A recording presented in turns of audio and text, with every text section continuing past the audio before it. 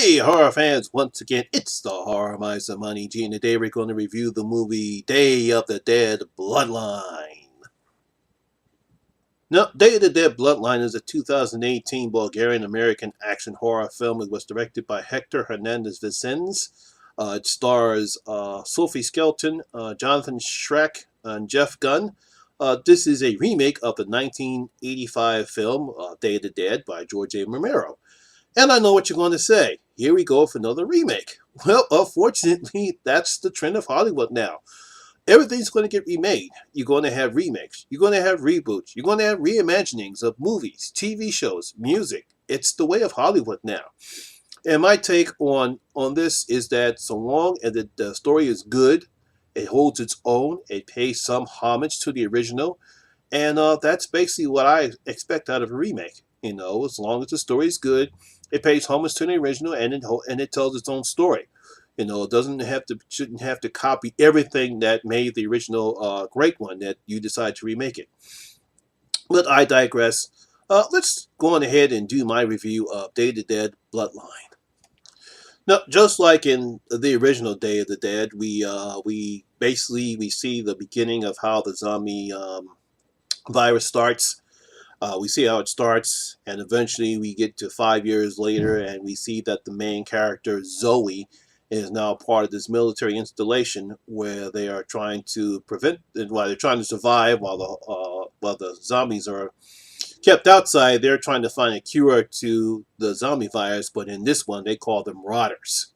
Not zombies, they call them rotters. And we have the same military installation. We see civilians and some military installations, just like you had in the original film.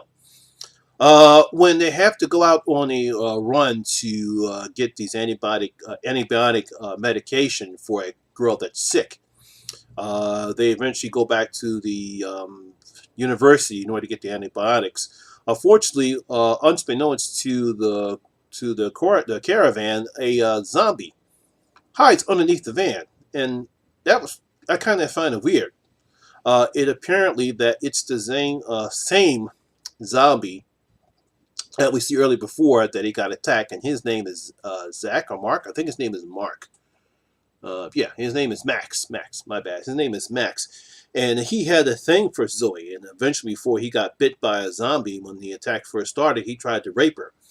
And for some reason, he still has some of his human traits. Even now, he's a fortified zombie, or a rotter as they're called. They eventually capture him, and I believe he's supposed to be this version's Bud from the original. And Zoe tries to perfect a cure from him because he still has some of his human traits, because when he attacks her in the facility, later on in the facility, he doesn't bite her. He still wants to have sex with her.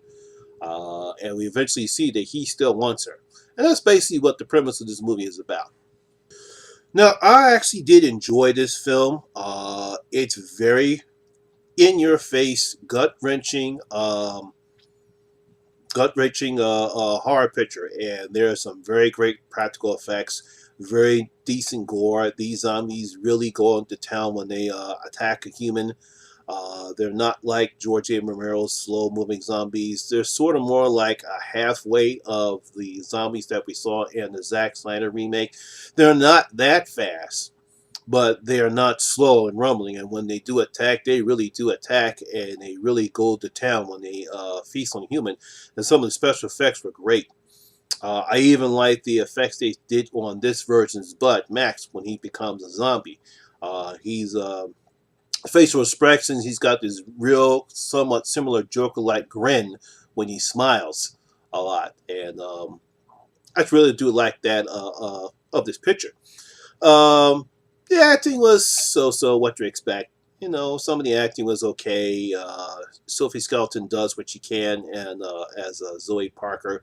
All the other ones are, what you expect. Is not, obviously, they didn't do a great job as far as hiring great actors, but you still got to give them credit. They did a fantastic job with the practical effects and the gore, and the zombies look pretty cool, so I do appreciate that factor of the movie.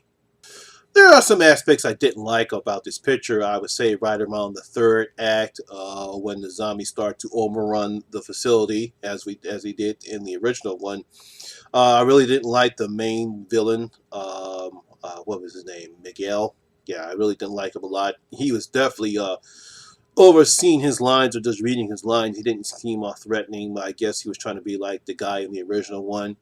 He was more better in being the main villain as this guy is. He was just seemingly just reading his lines, but he didn't seem threatening. I didn't like the fact that they threw in a child at the beginning, at the end of the act. In the third act, when we get to the before we get to the final conclusion of the movie, uh, I guess they just thought they just had to throw a child in there, but there was really no need to throw a child in there. I just thought that was not good to do. But like I said, overall, I did enjoy the film, and I think this is a like I said, it's not great. Um, it's shot very well.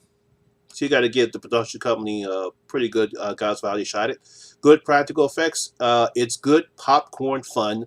If you want to see it, I recommend it. So as I open up my vault, I'm going to give Day of the Dead Bloodline 3 out of my 5 gold coins. That's 3 out of my 5 gold coins. That's how much I really like this particular remake, Day of the Dead Bloodlines. So, my horror fans, I don't know if you want to watch this particular movie or not. I do recommend it that you do because it's not a bad remake. I believe it's playing on Amazon Prime. I got this as a screener, so I don't know where it's playing at. I believe it got a limited release in theaters, but I don't know where it's playing at. I know it's not playing here in Philly. That I know for sure.